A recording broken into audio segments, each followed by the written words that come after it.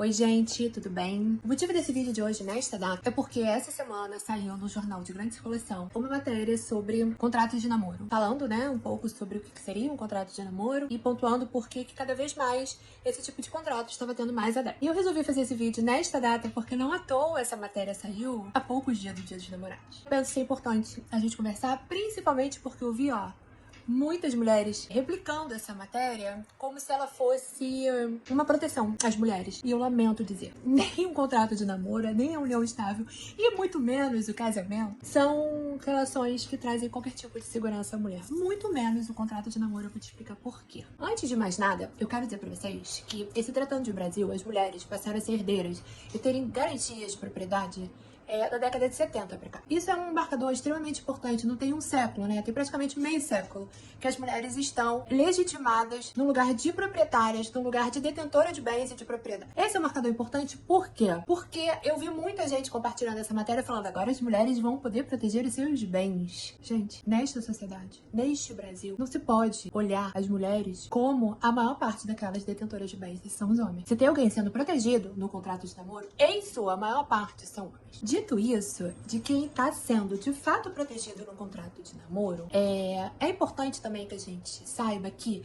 em não sendo as mulheres a maior detentora dos bens, e sabendo, diante de todas as informações que nós temos aqui nesse perfil, de que as mulheres são as maiores responsáveis pelo trabalho de cuidado, muitas vezes em uma relação, seja ela qual for, os homens entram com a propriedade e as mulheres com o cuidado. E muitas vezes, as mulheres entram cuidando dos bens dos outros. E se utilizam financeiramente do seu trabalho produtivo para bancar bens e questões imateriais que não se dizem de fato propriedade, mas que estão relacionadas ao cuidado, como cuidado da casa, cuidado dos filhos, ao invés de ganharem dinheiro para comprar seus bens. Eu consegui fazer vocês entenderem que muitas vezes as mulheres ganham dinheiro e investem esse dinheiro que elas ganham no bem de outros. E não são os outros, os homens, que investem dinheiro no bem das mulheres. Vocês conseguem compreender um pouco isso? Dito isso, uma outra questão importante. Para ver um contrato de união estável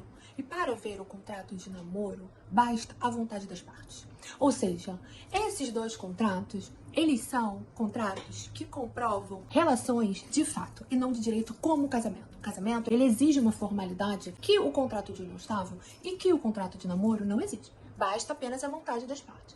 E um contrato de namoro, se ele existe para burlar uma situação de união estável, você sabia que ele pode ser rapidamente anulado? Por quê? Porque se ficar demonstrado que no transcorrer ou no início daquela relação de namoro, de fato, era uma união estável, o objetivo era unicamente proteger a propriedade de pessoas, esse contrato, ele é nulo. Isso significa que, se você começa uma relação de namoro, formaliza essa relação de namoro, e no meio desse caminho, isso se torna uma união estável porque existe a intenção de constituir família, que é o principal marcador e o principal requisito para o contrato de união estável. Esse contrato de namoro deixa de existir. Vocês sabiam disso? E que o sistema de justiça é legitimado para anular esse documento?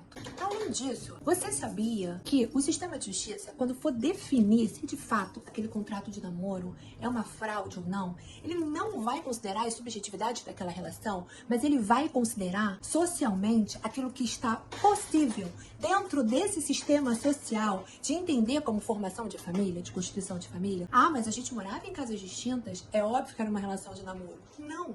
Se ficar comprovado que havia a intenção de formar uma família, seja da forma que for, esse contrato ele pode ser anulado. E você sabia também, se o objetivo é unicamente proteger bens, existem outras formas legais que isso pode ser feito, que não seja um contrato de namoro. Na maior parte das vezes, gente, o contrato de namoro, ele não está protegendo mulheres. Ele pode até sim proteger algumas mulheres, mulheres que alcançaram autonomia, mulheres que alcançaram uma independência financeira e que querem se proteger. Eu não tô duvidando disso. Eu só estou dizendo que, se tratando de Brasil, a maior parte protegida não são mulheres. E em não sendo mulheres, é óbvio, lógico, que ele não protege mulheres. Ele protege homens que têm propriedade e que se utilizam do trabalho de mulheres para manter o cuidado de suas propriedades. A gente precisa falar sobre isso, porque eu estou vendo mulheres e advogadas replicando essa matéria como se ela fosse uma fonte de autonomia. E ela não é. Assim como, gente, um contrato de união estável também não é. Por quê? Em um contrato de união estável, um bem pode ser adquirido e vendido sem anuência do outro e sem que o outro sequer saiba que aquele bem foi adquirido ou vendido. Ou até mesmo que saiba que foi adquirido, mas quando foi vendido, ele sequer tomou conhecimento. Por quê? Porque no registro daquele bem não estava gravado a união estável. Muitas mulheres não sabem que quando você formaliza uma união estável, a primeira coisa que você tem que fazer é gravar no RGI, na certidão de ônus reais, dos bens dela, dele e deles, aquele documento. Então, assim, me preocupa muito essa replicação, esse compartilhamento de matérias, né, muito próximo de datas comemorativas e muito próximos de datas que mexem na subjetividade, principalmente das mulheres, né, que estão socializadas nesse lugar da prateleira do amor, né, que a gente fala muito da Valesca Zanello, e que compreendem uma relação como algo que vai dar a ela algum tipo de legitimidade para viver na sociedade. Então, assim, um contrato de namoro, ele só é bom se de fato for um namoro. Se de fato for um namoro e você quiser se proteger porque é só um namoro e aquele namorado, por exemplo, tá morando na sua casa porque ele tá desempregado, porque ele tá doente ou porque ele tá precisando por um momento, mas é só um namoro de fato.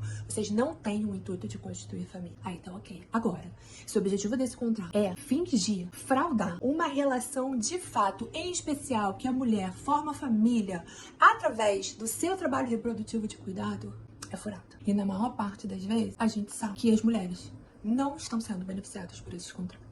Como elas não são também pelo contrato de união estável, como elas também não são pelo casamento. Mas aí é papo para outro dia. A advocacia feminista, então, gente, ela não pode compreender o contrato de namoro como algo que traz autonomia e garantia e proteção às mulheres. Não pode. A gente não pode partir desse lugar porque nós precisamos conhecer e reconhecer socialmente e legalmente o lugar da mulher na nossa sociedade. E de que mulheres nós estamos falando? É sobre isso que a gente precisa conversar quando a gente fala de contrato de namoro, de união estável, de casamento, quando a gente faz qualquer consultoria nesse sentido. É por aí que a gente precisa seguir, né?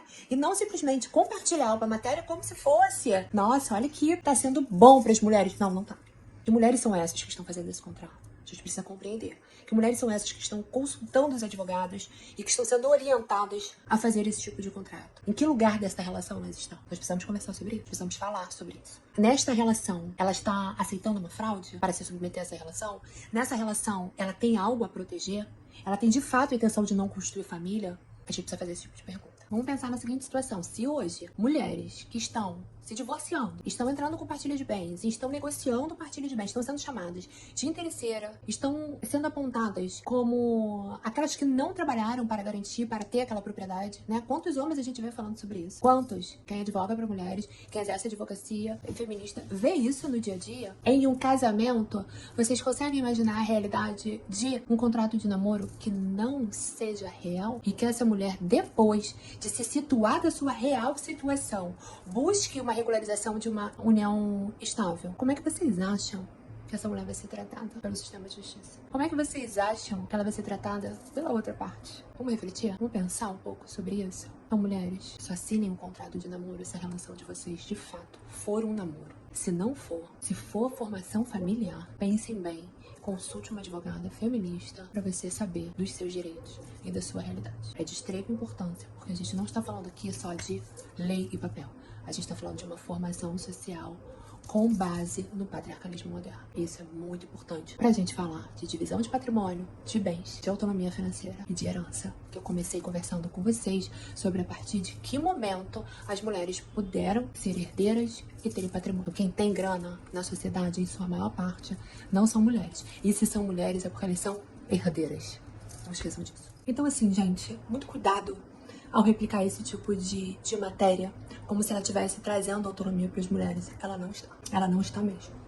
Tá bem? E aí, para vocês que comemoram o dia de hoje, feliz dia dos namorados.